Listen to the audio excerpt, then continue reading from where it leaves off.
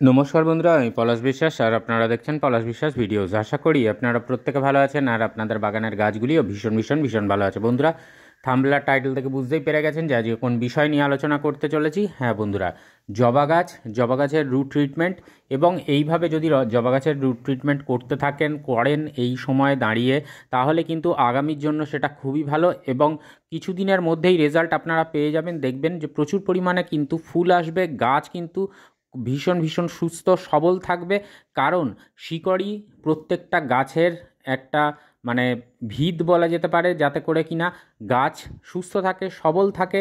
এবং যদি সুস্থ সবল থাকে প্রচুর পরিমাণে ফুল আপনারা পাবেন। তার কারণটা পরিমিত খাবার যেটা দেওয়ার সেটা তো দেওয়াই হয়, কিন্তু সেই খাবার গাছ যখন গ্রহণ করতে সক্ষম হয় না, তখনই কিন্তু এই প্রয়োজন পড়ে রুট ট্রিটমেন্টের। যে আমরা দেখি যে টবের মাটিতে আমরা খাবার দিলাম কিন্তু তারপরেও রেজাল্ট পাচ্ছি না, তখন বুঝতে হবে যে শিকড় কিন্তু সেভাবে আপনার গাছ থেকে খাবার গ্রহণ করে নিয়ে যেতে পারছে না।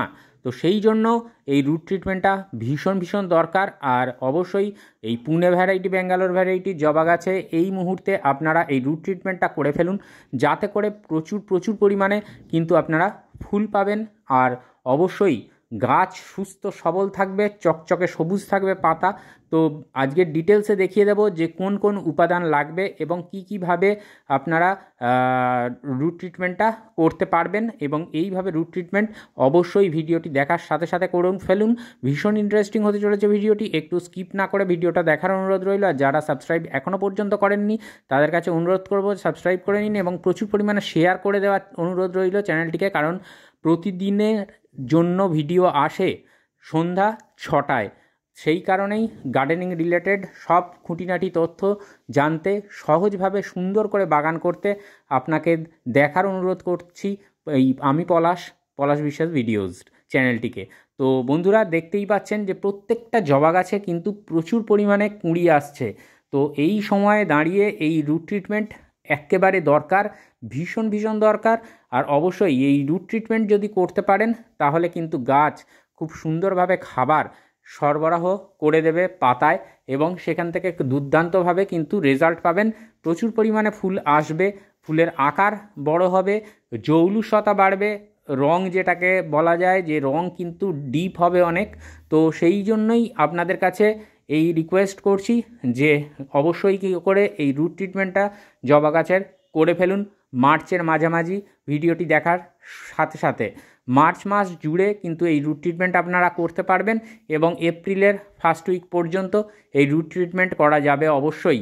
যাদের কাছে এরকম কুঁড়ি আসছে অথচ ঝরে পড়ছে, হলুদ হয়ে যাচ্ছে পাতা, তাহলে কিন্তু এই রুট ট্রিটমেন্টটা অবশ্যই আপনাকে করতে হবে। তাহলেই দেখবেন যে সকল সমস্যা থেকে কিন্তু মুক্তি পেয়ে যাচ্ছে আপনার জবা গাছ এবং গাছে পরিমিত খাবারের থাকার ফলে টবের মাটিতে সেই খাবার কিন্তু সুন্দরভাবে গ্রহণ করতে সক্ষম হয়ে যাবে এই জবা গাছ।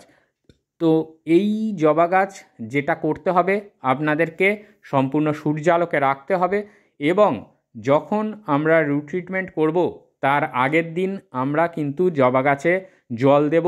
এবং জবা গাছে জল দেব মানে ভরপুর জলই দেব, যাতে একেবারে টবের নিচের মাটি পর্যন্ত জবা গাছ মাটিটা ভিজে থাকে জবা গাছের। যেদিন রুট ট্রিটমেন্ট করব সেই দিন কিন্তু টবের মাটি এইভাবে খুঁচিয়ে আলগা করে নেব এবং টবের মাটিতে যদি কোনো আগাছা থাকে সেই আগাছা তুলে ফেলে দেব। আগাছা মুক্ত রাখতে হবে টবের মাটি।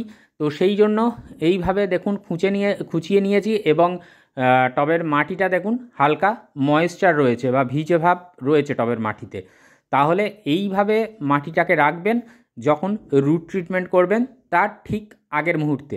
আর এই রুট ট্রিটমেন্ট করার ঠিক 2 দিন আগে আপনারা যে কোনো একটা প্ল্যান্ট গ্রোথ রেগুলেটর অর্থাৎ পিজিআর এইটা আপনারা দিয়ে দেবেন। সেটা মিরাকুলান হতে পারে, বুস্টার 2 হতে পারে, প্ল্যানোফিক্স হতে পারে, এরকম বাজার চলতি প্রচুর পিজিআর বা প্ল্যান্ট গ্রোথ রেগুলেটর আছে। তো দেখুন এই যে জিনিসগুলো নিয়েছি, এটা হচ্ছে তার মধ্যে হিউমিক অ্যাসিড, এটা হিউমিক অ্যাসিড ব্ল্যাক কালারের যেটা, এটা নিয়েছি 1/2 টেবিল চামচ পরিমাণে। আর ঠিক আইসক্রিম চামচের 1 চামচ নিয়েছি ফাঙ্গিসাইড পাউডার, যেটা তুঁতে রঙের রয়েছে। আর তার পাশে সাদা রঙের যেটা রয়েছে এটা হচ্ছে রুট হরমোন পাউডার এটা ওই রুট হরমোন পাউডারের কৌটোর ভেতরে একটা চামচ থাকে, ওই 1 চামচ নেবেন। আর এইটা রয়েছে যেটা চিনির দানার মতন দেখতে পাচ্ছেন, এটা হচ্ছে ম্যাগনেসিয়াম সালফেট বা এপসাম সল্ট। তাহলে কি কি নিলাম? Humic acid, fungicide, root hormone powder এবং ম্যাগনেসিয়াম সালফেট। এই কটা জিনিস কিন্তু ভীষণ ভালোভাবে আমাদের জলে গুলে নিতে হবে, এবং এই যে উপাদানগুলো যতটা পরিমাণে নিলাম ততটা পরিমাণে 1 লিটার জলের জন্য এই উপাদানগুলিকে আমরা গুলব।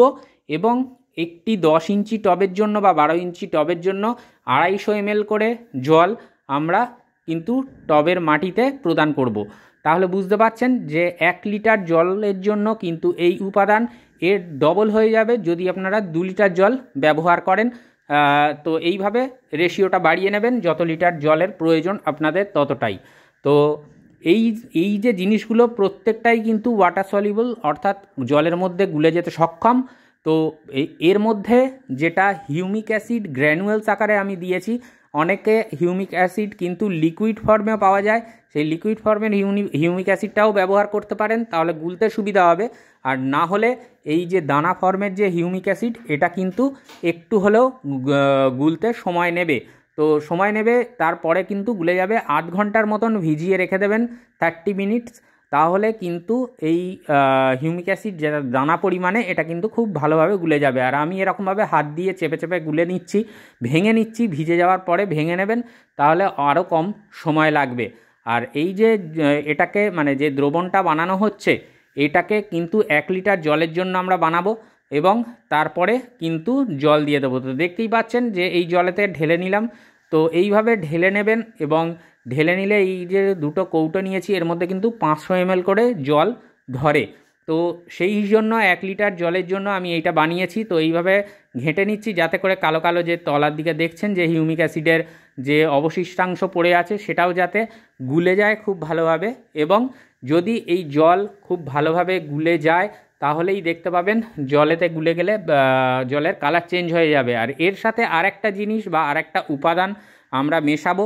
আমাদের প্রত্যেকের কাছেই, যারা কম বেশি বাগান করি, সকলের কাছেই এই জিনিসটা রয়েছে। আর যে কোনো কোম্পানির হতে পারে, কিন্তু জিনিসটা অবশ্যই রয়েছে, এটা আমি জানি। তো দেখুন, এরপরে যেটা করব, যে জল নিয়ে নেব, যে প্লেন জল, সাধারণ জল, এটাকে আমাদের নিতে হবে। আর এই যে রুট ট্রিটমেন্টের জন্য যে উপাদান দিচ্ছি বা যে জিনিসটা রুট ট্রিটমেন্টের জন্য বানানো হচ্ছে, এটা এই কোন সময় দেবেন দিনের বলুন তো? এটা ঠিক বিকেলবেলায় দেবেন। আর বিকেলবেলা দেবেন, আর 2 মাস পরে আবার কিন্তু এই রুট ট্রিটমেন্টটা আপনাকে করতে হবে। তো দেখুন, এটা বায়োভিটা এক্স, আমি বায়োভিটা এক্স দিচ্ছি। তো এটা বেসিক্যালি সিউইড এক্সট্র্যাক্ট। তো এই সিউইড বিভিন্ন কোম্পানির পাওয়া যায়, আপনারা যেটা খুশি সিউইডটা ব্যবহার করবেন। আর অবশ্যই এটা কিন্তু মানে 1 লিটার জলের জন্য 20 ফোঁটা বা 20 ড্রপ দেবেন আপনারা, যেটা কিন্তু ভীষণভাবে কার্যকরী হবে মানে এই রুট ট্রিটমেন্টের জন্য। তো আমি এইভাবে দিয়ে নিলাম, তো আপনারাও দিয়ে নেবেন।